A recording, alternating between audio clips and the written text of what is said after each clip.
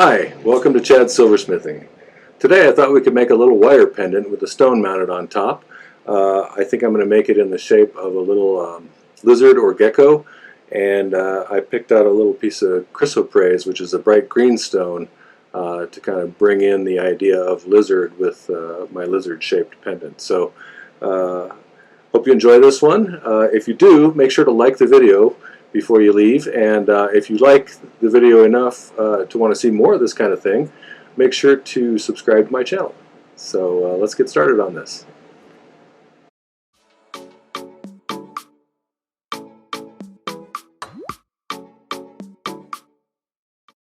Okay, let's get started on making our little lizard pendant. I've got here a little piece of chrysoprase. Chrysoprase is considered one of the most valuable forms of agate. It's got this intense, sometimes they call it an apple green color. I like it a lot. It's really pretty, and most of it comes from Australia, although there's probably a few other places around the world where you can find it. So for this project, we're just going to need some bezel. I'm going to use 3/16 like I usually do. Some 18 gauge round wire, a little bit of 26 gauge sheet for the back of the bezel, and then some hard silver solder. So first off, I'll be making a bezel.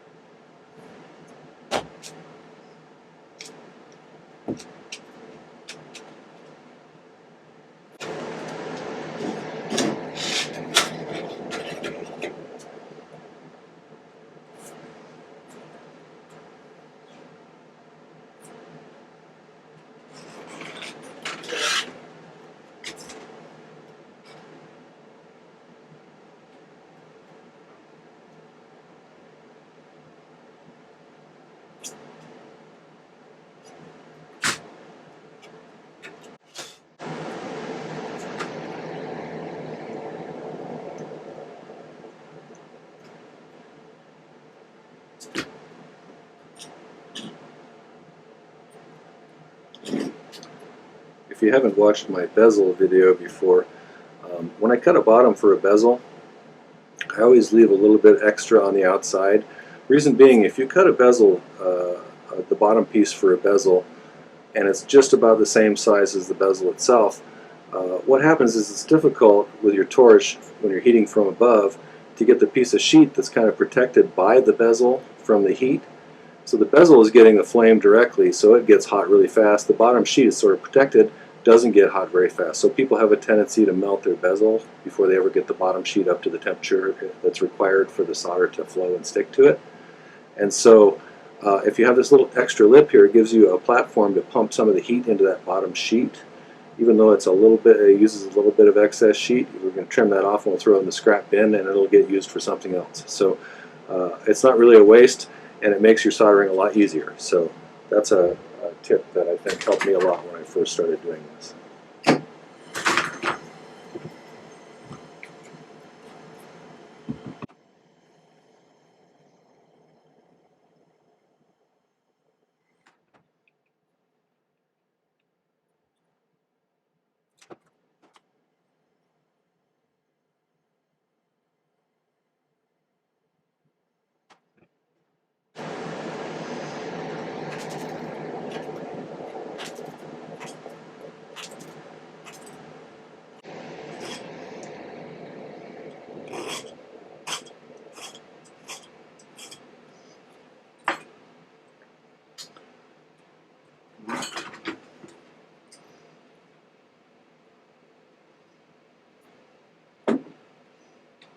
Alright, got that done. So now you use 18 gauge wire. This is sort of a delicate pendant, not a super heavy duty one, but you can do some pretty fine detail with 18 gauge wire. And so I use it to make a lot of little animal shapes and things like that. So. Trying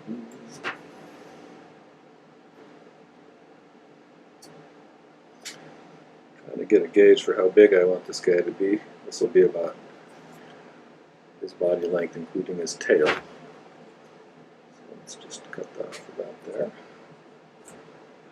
And then start shaping his body first. So I'm going to have his head come to kind of a diamond shape. I may need to go back and adjust the proportions as I do this to make him look good, but make his head kind of pointy shaped.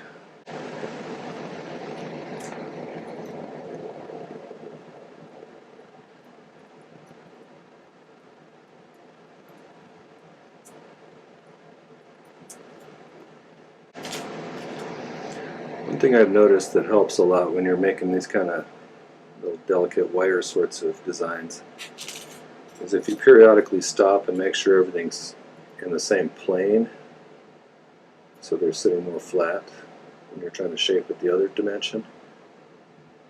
So if you're trying to deal with both of them being cockeyed, then it makes it a little harder. So, okay, so this is not perfect at this stage as far as shape and everything. However, I think at this point, as I solder these together, it'll cause things to quit moving around in different directions, and then I'll be able to shape this a little bit better. So I'm gonna go ahead and solder these together right there, and then we'll go from there.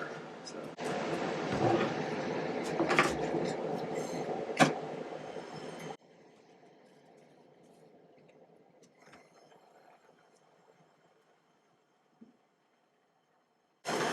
If you're a beginner and you haven't seen anybody solder silver before, silver is one of those metals that in order to solder over here, I have to get the entire piece up to the temperature that the solder melts at, or at least pretty close to it.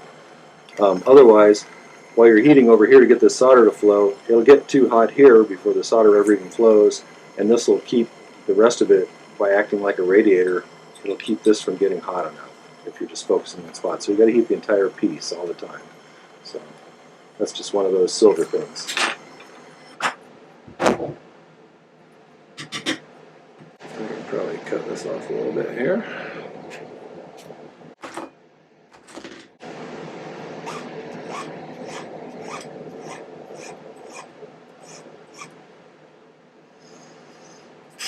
Make that a little less sharp, so not so pokey when you're wearing it.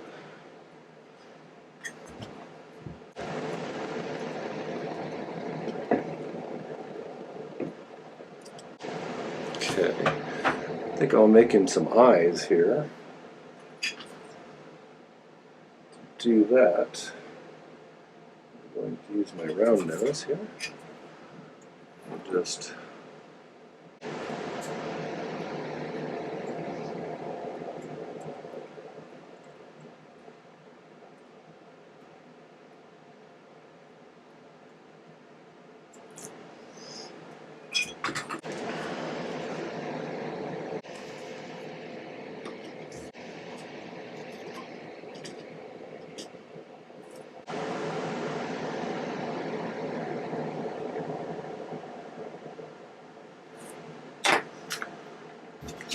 use some pretty small pieces of solder for this.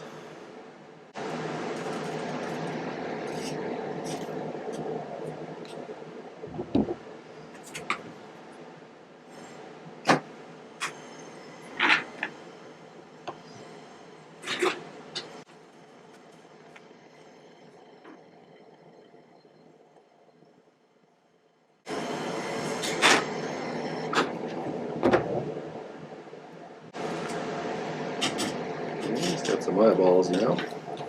Okay, now we need to design some legs for him. So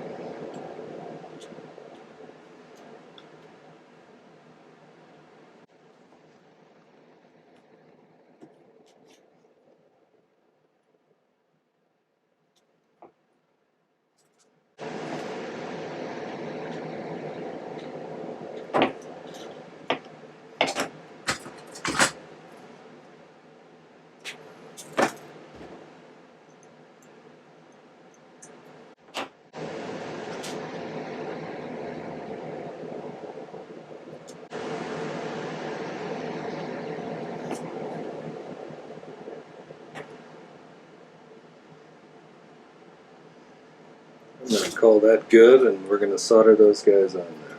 So.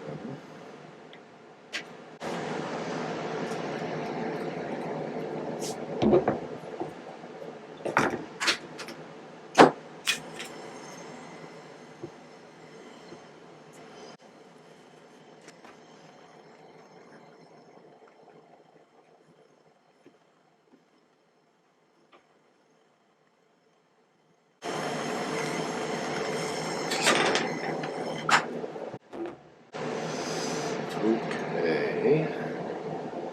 Traditionally I've done a zigzag down the middle, but I think I'm going to do a couple of zigzags this time just for something different. Starting to look like a lizard a little bit. A little gecko or something.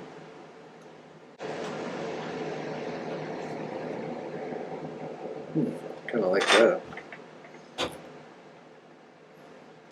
So let's move him onto the pad and solder those guys in. I'm putting these in here for a couple of reasons. One, I just like the design.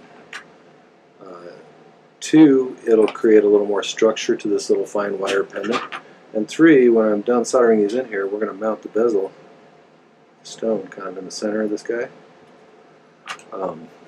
So first though, we're going to solder these on.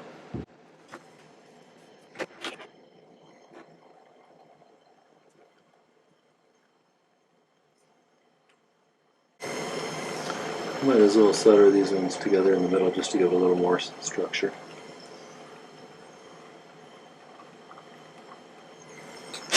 Okay. I'm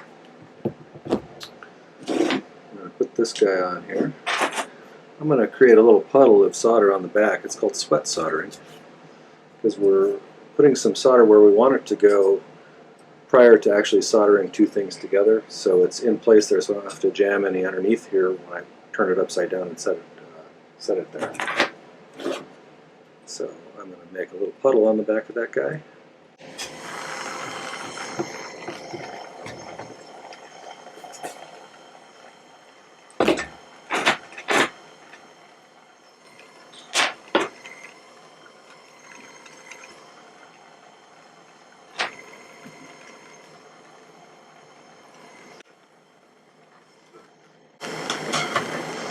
Let's reflex this here a little bit.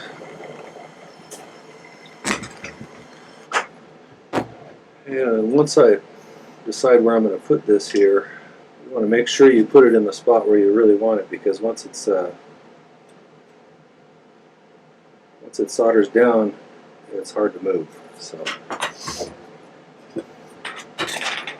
check to making sure that the solder on the back of the bezel actually remelts, because it's kind of protected from the heat by the bezel itself. Is I watch the other solder joints, and when the hard silver solder on those ones starts to get a little shiny and liquefied, then I know that we're pretty close to the soldering temperature. And then I'll transition and just focus right inside of the bezel cup to make sure that that reaches temperature as well. And usually by the time I start to see the inside seam of the bezel starting to liquefy a little bit, that usually means that the solder on the back has liquefied and stuck to the piece on the bottom. So let's see if that actually worked this time. And, yep, it looks like there's a nice solder seam on the other side. So there's one last thing that I need to do, and that's to put a little bail on this guy. And for bails, I usually, for these little guys, I make a real super simple bail. And it's going to be just a loop, kind of a P shape like that. And I'm going to grab inside of the little loop on the stem there, right where they come together. It creates kind of an eye hook looking thing. But I don't like to leave this much stem on here, so I'm going to cut off most of the stem. I'm going to put him right up here on the nose of this guy. And then we'll just flux it. And we want to make sure to solder close the loop as well, otherwise it's not going to be a very strong bail. And you may be asking yourself, if you're putting the bail on in this direction, all in this single plane, it's going to be facing the wrong way for a chain to go through. But what we'll do is, after I solder this on, we'll just twist that. That's why I left the stem on there, so we could turn it 90 degrees. So we'll just bend it 90 degrees, and then it'll be configured in the right direction.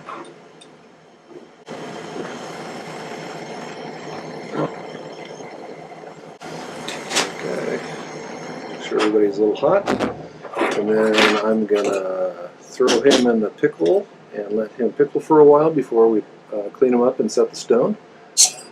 In the meantime, I'm going to take a little break for my back, and then we'll get going after this.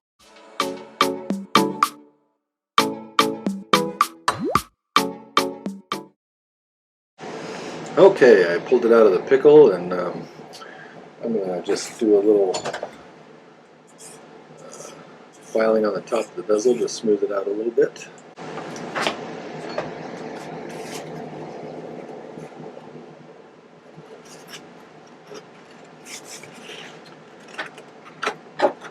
When I first started doing this, I was surprised to find out that most closed back bezels like this have something behind the stone.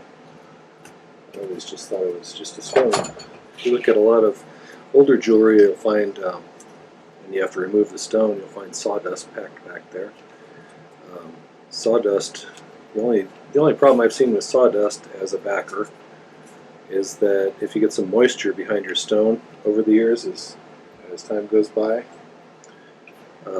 sawdust will have a tendency to decompose, and then your stone will gradually get loose. So sometimes you'll see a lot of older silver jewelry where the stone is almost buried in the setting, and that's generally from, over the years, owners taking it to a jewelry store and having someone tighten up the stones, but instead of actually pulling them out and putting some new backing behind them to keep them at the same height, they just push them down further and tighten the bezel around them, which eventually makes the stone kind of almost disappear because it's sitting so low in the bezel. So that would not be a best practice in my opinion. I use tag board or whatever kind of stuff you call the cardboard on the backs of legal pads is perfect for this kind of stuff. You can do multiple layers of it. You can peel it thinner if you need to adjust the, say you have 2 of them in there and it's too low, and 3 of them is the stone sits too high. You can peel them in half that way too.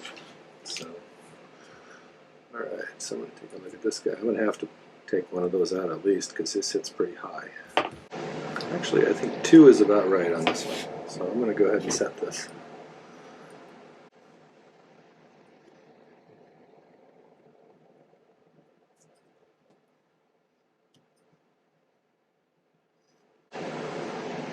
Okay, so I think what I'll do next is I'll go clean it up a little bit with the Dremel, polish it, and then I'll bring it back to final product for you. Okay, I'm back from polishing. Here's our final little lizard guy. He turned out sort of cute. Last step is just to turn this 90 degrees, so I'm just going to take this little bail, turn it like that, and then you should be able to run a chain through him, and then he's ready to go as far as a little gecko pendant.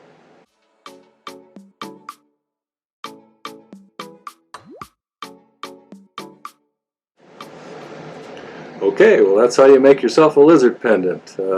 I hope that you found this useful and informative and entertaining, and if you did, make sure to hit the like button, subscribe to my channel, and if you want video updates, hit the bell so that it gives you notifications when I upload a new video.